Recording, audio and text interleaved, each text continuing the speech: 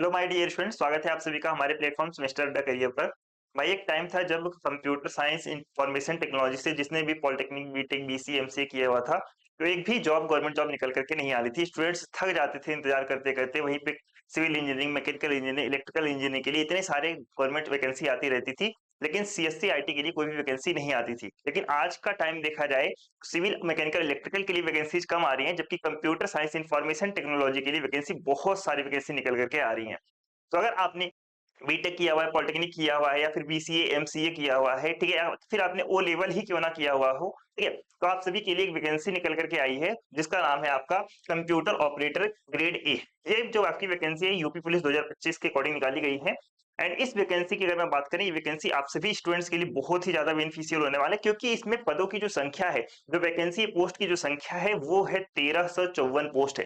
Total 1352 post यहाँ पे आपका निकाला गया है।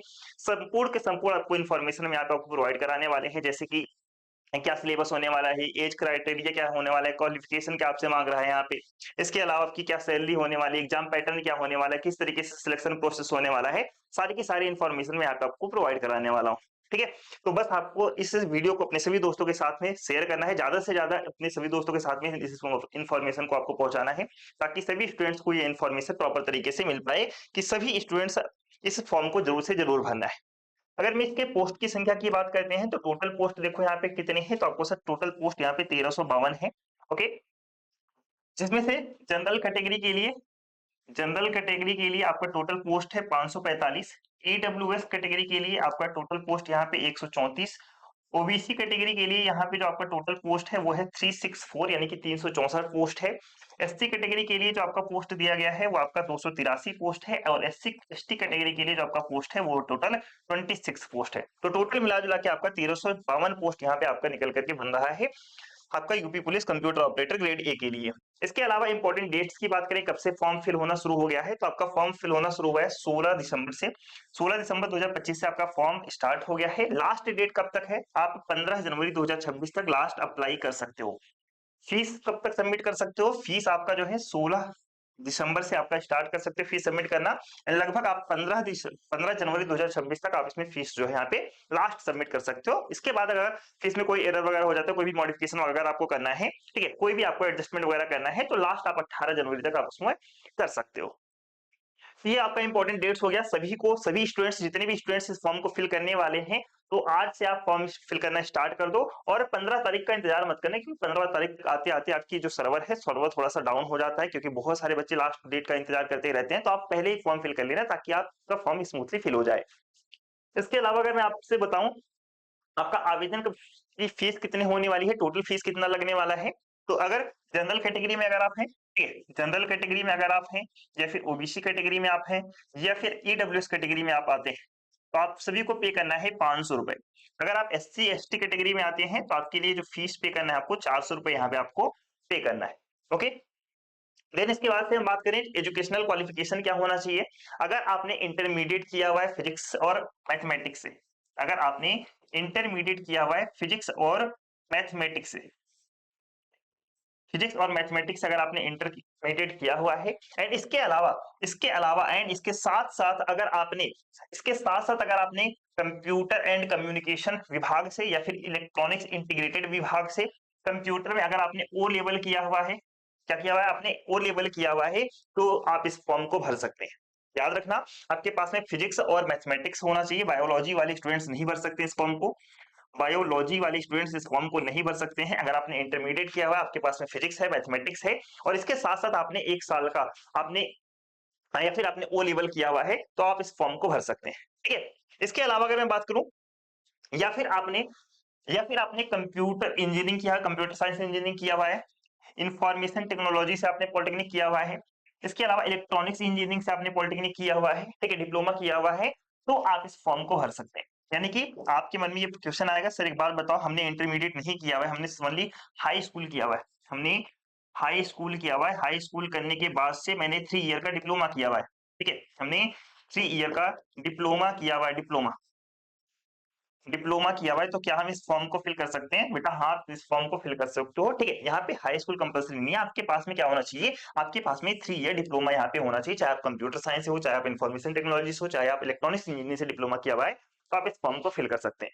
इसके अलावा जिन्होंने डिप्लोमा नहीं किया हुआ है उनका क्या चाहिए, उनका इंटरमीडिएट होना चाहिए, इंटरमीडिएट पास होना चाहिए फिजिक्स और मैथ से, इसके साथ साथ आपके पास में ओ लेवल होना चाहिए।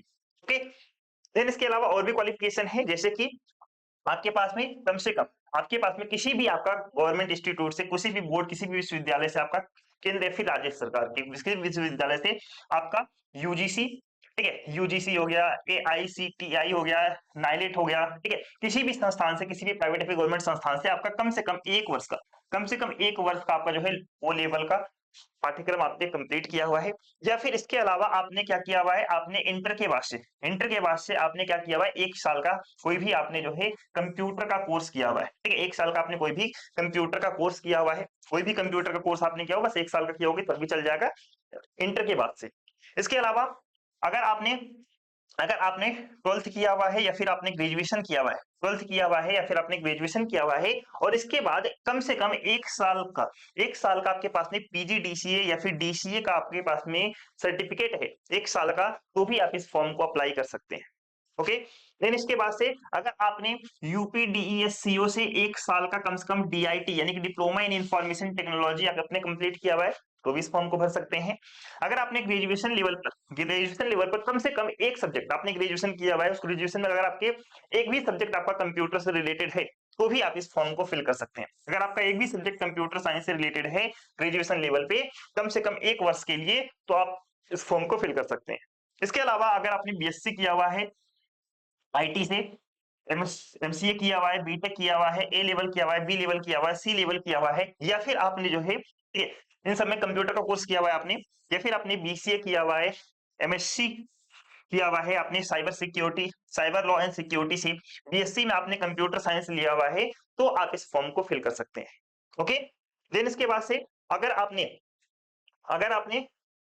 यहाँ पे देखो, यहाँ पे अगर आपने हाई स्कूल किया हुआ है, ठीक है, किसी भी संस्थान से, चाहे आप प्राइवेट हो चाहे गवर्नमेंट हो, किसी भी संस्थान से अगर आपने हाई स्कूल किया हुआ है, तो हाई स्कूल के बाद से कम आपका 1 साल का कंप्यूटर में 1 साल का डिप्लोमा होना चाहिए, 1 साल का आपका यहाँ पे डिप्लोमा होना चाहिए। ओके, इसके अलावा अगर आपने किया हुआ है भैया कंप्यूटर साइंस से, ठीक है, अगर आपने कंप्यूटर साइंस में अगर आपने कोई भी डिग्री वगैरह लिया हुआ है आपने, जैसे कि केंद्र सरकार के किसी भी बोर्ड या फिर विश्वविद्यालय से मान्यता प्राप्त राष्ट्रीय कंप्यूटर साक्षरता मिशन में कंप्यूटर में कम से कम आपने 1 वर्ष की अवधि का पाठ्यक्रम उत्तीर्ण किया हो, यानी कि केंद्र सरकार या फिर स्टेट गवर्नमेंट के द्वारा जो भी आपका प्रोग्राम चलाए जाते हैं, उस प्रोग्राम्स के थ्रू आपने कोई भी अपने कंप्यूटर से रिलेटेड आपने 1 साल का पाठ्यक्रम कंप्लीट किया हुआ है, सिलेबस कंप्लीट किया हुआ है, तो भी आप इस फॉर्म को यहाँ पे फिल कर सकते हैं। इसके अलावा अगर आपने आईटीआई किया हुआ है, आईटीआई को से आईटीआई अगर आपने किया हुआ है computer operator and programming assistant से, ठीक है, कितने महीने का, लगभग आपका 52 सप्ताह का अगर आपने किया हुआ है, तो भी आप इस फॉर्म को फिल कर सकते हैं। इसके अलावा अदर क्वालिफिकेशन की बात करते हैं, अगर आपने 3 वर्षीय डिप्लोमा किया हुआ है, कोई सा भी 3 ईयर का अगर आपने डिप्लोमा किया हुआ है, लाइक आपने कंप्यूटर साइंस इंजीनियरिंग से किया हुआ है, इंफॉर्मेशन टेक्नोलॉजी से किया हुआ है, इलेक्ट्रॉनिक्स इंजीनियरिंग से किया हुआ है, तो भी आप इस फॉर्म को यहाँ पे फिल कर सकते हैं। ओके, अब एजुकेशनल क्वालिफिकेशन में आपको याद रखना है सबसे बड़ा क्वेश्चन, अगर सर हमने इसी बार पास आउट हुए हैं, इसी बार पास आउट हुए हैं, हमारा मार्कशीट या फिर रिजल्ट नहीं आया हुआ है, तो क्या हम इस फॉर्म को भर सकते हैं? नहीं, आप इस फॉर्म को नहीं भर सकते हैं। अगर आपका रिजल्ट आपका 15 जनवरी 2026 से पहले पहले तक आ जाता है, अगर आपका रिजल्ट, आपका मार्कशीट आपके हाथ में 15 जनवरी 2026 से पहले पहले तक आ जाता है, तो आप इस फॉर्म के लिए एलिजिबल रहेंगे। अगर आप पीएड कैंडिडेट हैं, पीयरिंग में भर रहे हैं, तो आप इसके लिए एलिजिबल नहीं रहेंगे। लेकिन अगर आपका रिजल्ट 15 जनवरी 2026 से पहले पहले आता है, तो आप इस फॉर्म के लिए एलिजिबल पूरी तरीके से हो जाएंगे। इसके अलावा एज लिमिट क्या है? आपकी जो एज लिमिट होनी चाहिए, आपका मिनिमम 18 साल, ठीक है, आपका जो एज लिमिट है मिनिमम आपका 18 साल होना चाहिए, मिनिमम मिनिमम आप 18 ईयर के कंप्लीट हो जाने चाहिए। एंड इसके अलावा मैक्सिमम आप 28 साल के होने चाहिए। मैक्सिमम आप कितने साल के होने चाहिए? तो आपको सर मैक्सिमम 28 साल के आप यहाँ पे होने चाहिए। एज कब से कब तक जोड़ा जाएगा? एज आपका जोड़ा जाएगा भैया जुलाई 2025 को, ठीक है, यानी कि 1 जुलाई 2025 को आप जो है 18 साल के पूरे हो गए होंगे, या फिर अगर आप 1 जुलाई 2025 से 28 वर्ष से ज्यादा के हो रहे हैं तो आप इसके लिए एलिजिबल नहीं होंगे, ठीक है। तो याद रखना, एज आपका कैलकुलेट किया जाएगा 1 जुलाई 2025, या फिर आप गूगल पे जाकर के आप जो है एज कैलकुलेटर वहां पे आप यूज कर सकते हैं। आपको कब से जोड़ना है भैया, 1 जुलाई 2025 को, ठीक है। तो 1 जुलाई 2025 को आप 18 वर्ष कंप्लीट कर चुके हों, और साथ ही साथ 28 वर्ष से अधिक की आयु आपके पास में नहीं होनी चाहिए। अगर आप 28 साल से एक भी दिन ज्यादा हो जाते हैं तो आप इस फॉर्म को यहाँ पे फिल नहीं कर सकते हैं, ओके। इसके अलावा अगर आपका डेट ऑफ बर्थ 1 जुलाई 2007 के बाद का है तो भी आप इस फॉर्म को यहाँ पे फिल नहीं कर सकते हैं, ओके। एंड इसके अलावा जितने भी कैटेगरी वाले लोग हैं, लाइक आपका ओबीसी है, ठीक है, ओबीसी कैटेगरी वाले, एससी एसटी कैटेगरी वालों के लिए 5 साल का रिलैक्सेशन भी मिलता है, 5 साल का एज रिलैक्सेशन भी मिलता है, यानी कि ओबीसी कैटेगरी वाले, एससी एसटी कैटेगरी वाले, आप इस फॉर्म को लगभग 33 साल के हुए तब भी आप इस फॉर्म को यहाँ पे आप फिल कर सकते हैं, ठीक है। यानी कि 5 साल तक आपको छूट मिल जाती है, तो 5 साल के लिए आप इस फॉर्म को और भी यहाँ पे आप फिल कर सकते हैं। देन इसके बाद से सिलेक्शन प्रोसेस क्या है, सिलेक्शन प्रोसेस में सबसे पहले आपका रिटन एग्जाम होगा, ठीक है। सबसे पहले आपका रिटन एग्जाम होगा, रिटन एग्जाम आपका टोटल 200 नंबर का होगा, टोटल 200 नंबर का आपका यहाँ पे रिटन एग्जाम होगा, जिसमें से जनरल नॉलेज के क्वेश्चन 40 क्वेश्चन रहेंगे, 50 नंबर के क्वेश्चन पूछे जाएंगे। इसके अलावा आपका रीजनिंग का भैया क्वेश्चन पूछा जाएगा, 40 क्वेश्चन रहेंगे 50 नंबर के।